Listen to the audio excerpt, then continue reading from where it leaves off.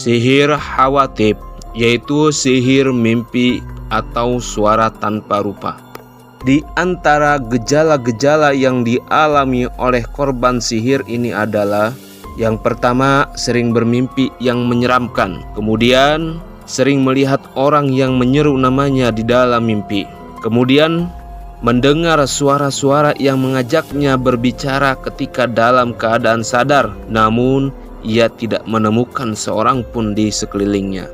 Yang seterusnya, gejala orang yang terkena sihir tersebut, yaitu banyak was-was terutama saat wudhu. Kemudian curiga yang berlebihan terhadap teman dan orang-orang yang dicintainya. Kemudian sering mimpi seakan-akan ia jatuh dari tempat yang amat sangat tinggi. Kemudian melihat hewan buas di dalam mimpinya hingga ia terusik. Dan yang terakhir yaitu telinganya sering sekali mendengung. Itu di antara tanda orang yang terkena sihir hawatib. Bagaimana sihir ini bisa terjadi? Biasanya tukang sihir memerintahkan jin pesuruhnya untuk mengganggu si korban dengan merubah bentuk menjadi hewan buas di alam mimpi, atau memanggil-manggil namanya dengan suara-suara yang dikenali si korban, atau dengan suara-suara aneh yang menakutkan, yang mana tujuan utamanya agar orang yang tersihir itu stres dan bahkan menjadi gila, atau agar sesama anggota keluarganya saling membenci hingga saling membunuh. Na'udzubillah.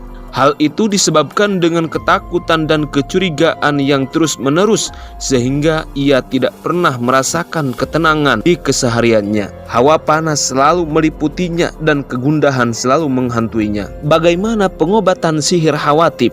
Bagi Anda yang penasaran, bisa komen di bawah. Jangan lupa like, komen, dan share ke teman Anda atau saudara Anda.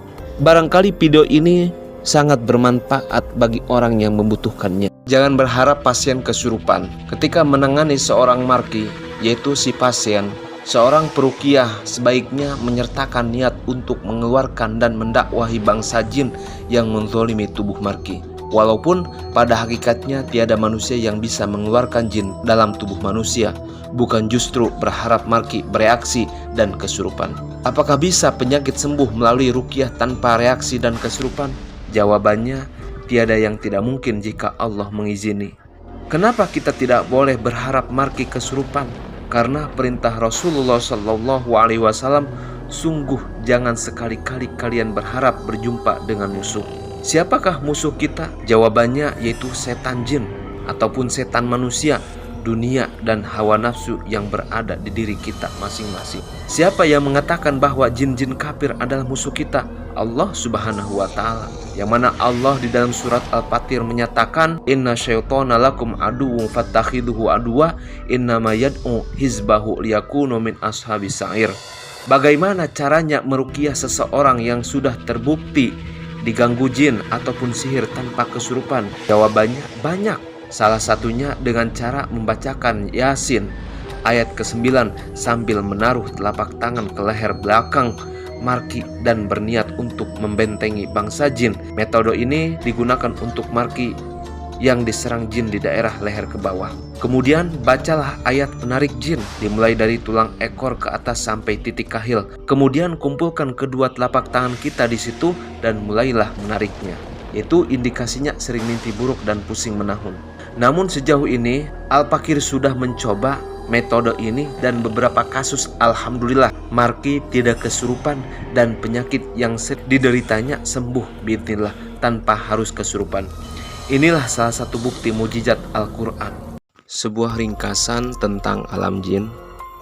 Alam jin itu alam yang kompleks. Manusia yang berusaha menelusurinya tanpa panduan Allah Ta'ala pasti sering terjebak di dalam tipu muslihat persepsinya sendiri. Yang mana jin memiliki tubuh yang lembut sehingga mereka bisa berubah menjadi apa saja dan siapa saja kecuali bentuk yang Allah beri batasan untuk bisa menjelmainya, seperti wajah Nabi Muhammad SAW. Maka enggak heran kalau ada orang yang katanya ketemu roh gentayangan yang mati penasaran. Itu bukan roh, melainkan jin yang sudah mengcopy paste wajah terakhir manusia yang mati untuk menakuti orang lain, seperti wajah yang rusak karena kecelakaan, fisik yang hancur, dan lain sebagainya. Yang mana jin juga bisa memadatkan diri seperti fisik manusia yang padat. Di momen itulah nyawa mereka sebenarnya sangat terancam di alam manusia. Mereka bisa saja diterkam hewan buas atau mati di tangan manusia. Jin, alam yang penuh fasilitas lengkap, sama seperti manusia yang ramai dengan aneka ragam keindahan alamnya, pepohonan, hewan ternak, rumah, gedung, dan perangkat hidup lainnya. Mereka tidak keluyuran secara individu seperti yang digambarkan dan di film-film, yaitu seperti pocong yang nyelempit di balik pohon pisang, kunti gabut yang pesan 100 tusuk sate, atau genderuwo yang sibuk nongkrong di sekitaran pohon bambu sambil nyate daging gagak. Yang mana mereka, yaitu jin, adalah spesies makhluk yang berkelompok, bersuku-suku, dan bermasyarakat. Mereka punya pimpinan sebagaimana manusia punya pimpinan. Mereka punya ulama sebagaimana manusia punya ulama. Hanya saja ulama jin kalah alim daripada manusia, karena ulama jin saja nyantrinya ke ulama manusia. Yang mana kotoran dan tulang itu bekalnya jin muslim. Kotoran dibuat pakan hewan ternak mereka. Tulang menjadi rejeki, daging yang melimpah bagi jin muslim. Mereka mengkonsumsi makanan bekas hidangan manusia muslim.